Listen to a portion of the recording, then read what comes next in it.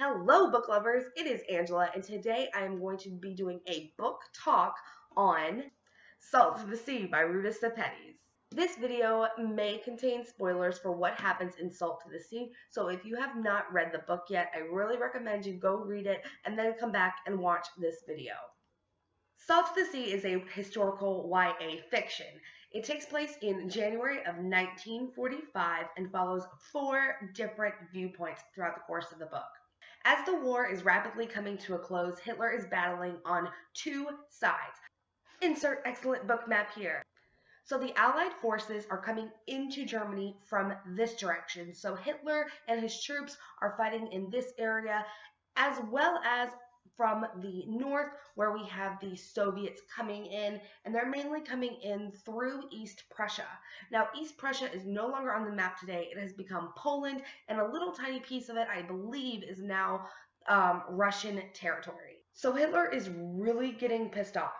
He has 2 separate battles going on, and then he's been told that he has to stop running trains to the concentration camps because the Germans desperately need to use them for supplies.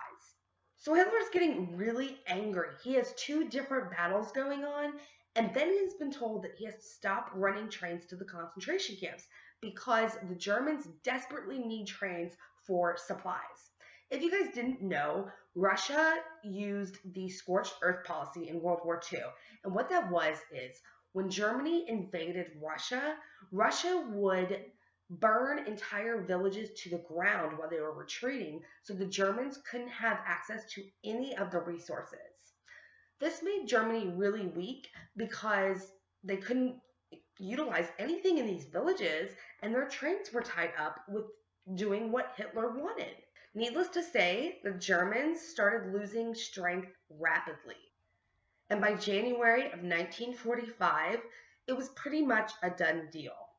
Stalin and his troops had begun their advance toward East Prussia, and many of these residents saw this happening and decided to flee. But Hitler did not want to admit defeat, so he did not issue evacuation orders for these people. Many of these people took it upon themselves to gather their families and their belongings and head toward the Baltic Sea, where they could hopefully find passage on a ship that would lead them to safety. And that is precisely where we start off in this book. 3 of the 4 viewpoints are these characters that are heading toward a Baltic seaport. So we have a Lithuanian girl named Joanna, and she is a nurse. We also have a Polish girl named Amelia, and then we have an East Prussian boy named Florian. And while on this journey, their paths intersect, and they make the journey toward the water together, along with a very memorable cast of characters, including an elderly shoemaker known as the Shoe Poet, a little wandering boy, and a blind girl. As their journey to the port comes to a close, Hitler finally decides to issue these evacuation orders, and what ensues is an operation known as Operation Hannibal, where all of these ships were being used to get immigrants out as fast as they could. At this point, it didn't even matter what type of boats they used. They were using old cruise liners, they were using fishing boats and dinghies to get people to safety. And once our 3 main characters get to the port, they finally encounter the 4th main character, who is a German soldier by the name of Alfred. Alfred is stationed aboard the Wilhelm Gustloff, which was an old luxury cruise liner that was eventually turned into a hospital and then a barracks. And then for most of the war, it just sat empty. That is, until Operation Hannibal happened. And what happened was the German soldiers ran aboard the Gustloff and gutted everything out.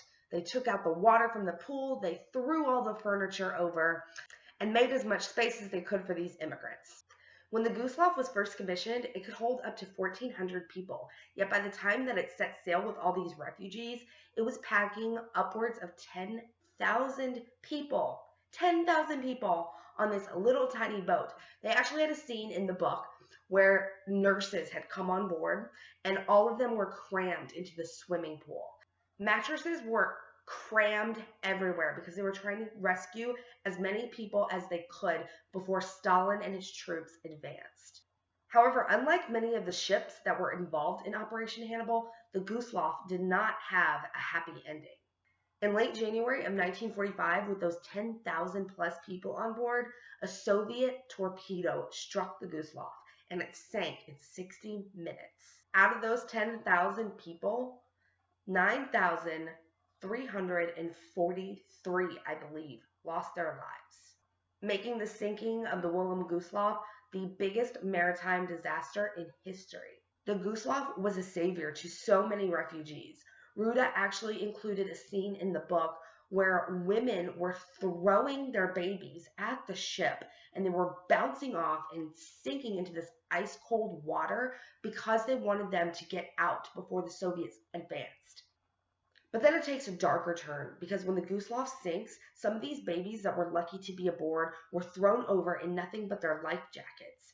And they actually had flipped in the water to where their little feet were just sticking out of the water, killing them almost instantly. I really love the way that Ruda depicted all of her characters in this book. Not just the four that we get our viewpoints from, but the supporting characters like the shoe poet and the wandering boy and Eva. They were just so beautifully written. I fell in love with each and every one of these characters except Alfred because he is a total tool bag. But my favorite character, hands down, had to be Florian. Florian really helps the story progress. This story is about these characters' journey and a piece of hidden history, which I really enjoyed. But Florian's adds a hint of mystery that keeps you turning the pages. And I seriously think that I have the hugest crush on this book ever. It is one of my favorite books that I have ever read, and not just in 2016, but probably ever. I cannot stop thinking about it. I want to reread it very, very soon, even though I just got done with it. One of the things that makes this so great is the writing. The writing is just very poetic. It flows seamlessly, and each character has their own little tiny chapter. So it leaves you on a cliffhanger for each one, and you can't wait to get to the next one to see what's going to happen, which is amazing for an author to be able to write like this. I thought it was beautiful, beautiful, beautiful. So yes, I do have a huge crush on this book. If you guys couldn't tell by now, I just adored everything about this book.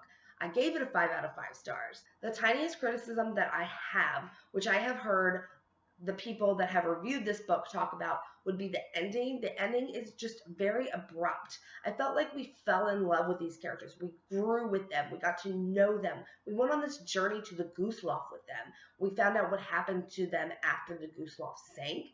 And for the ending to just be a few pages and done, it could have gone on a little bit further for me, but I did not feel that that ending justified me knocking it down any for the way that everything else was in this book.